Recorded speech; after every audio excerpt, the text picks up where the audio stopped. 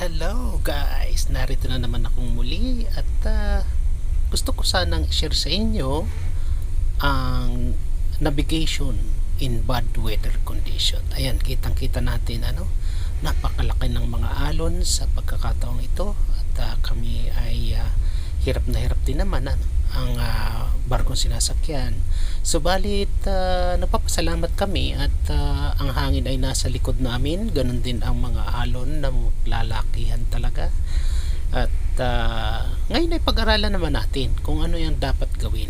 At during the passage ng bad weather condition, namomonitor naman natin yan sa mga weather forecast, especially lalo na kapag tayo ay papalapit o approaching sa mga area na kung saan ay malalakas talaga ang masama talaga ang panahon. At ito guys nga ay na-experience namin sa pagkakataong ito.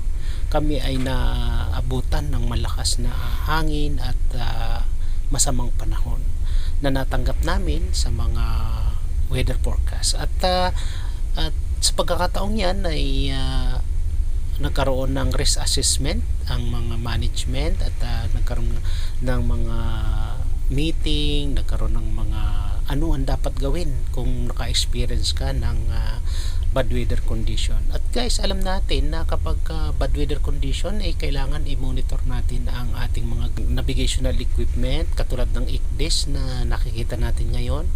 At pwede mo itong ma-monitor by kung ano yung mga passage na dadaanan natin at kung saan yung location ng mga low pressure area. Ayan, at madali lang naman itong gawin at ganun din yung mga kumpas na nandyan, maaaring ito ay masira kung ito karoon ng pounding o yung mga pag-vibrate. At dito ay monitor natin ang routing chart natin kung sakaling magkaroon ng blackout o magkaroon ng problema sa mga ICDIS chart natin, sa mga electronic, at least meron tayong mga paper chart. Ayan, mula sa departure port o departure sa noon to noon position, at kailangan ito ay namomonitor ng navigating officer o ng chine-check ng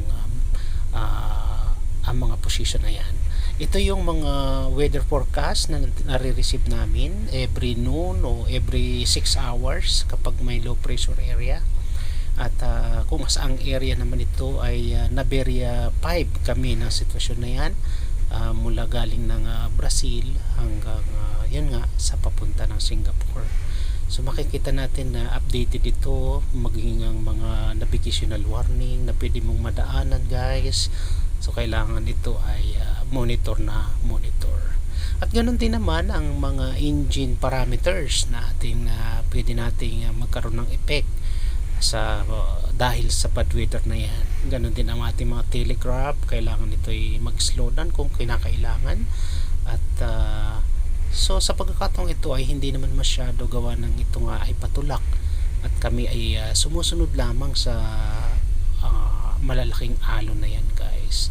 Ito ay talagang navigational maneuver ang dapat gawin, hindi mo ito pwedeng labanan dahil hindi ka mananalo dyan sa bad weather na yan.